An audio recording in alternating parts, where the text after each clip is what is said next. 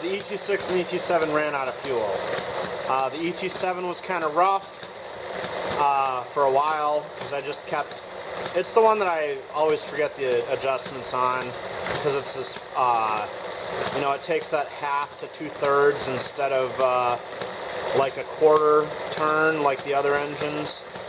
But it is finally, the ET7 did run out of fuel first because it uses so much, and the ET6 ran through its fuel pretty quickly today because it's a bit chilly again.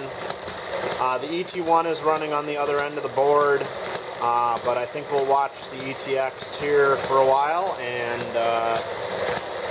yeah, see how long they both keep running.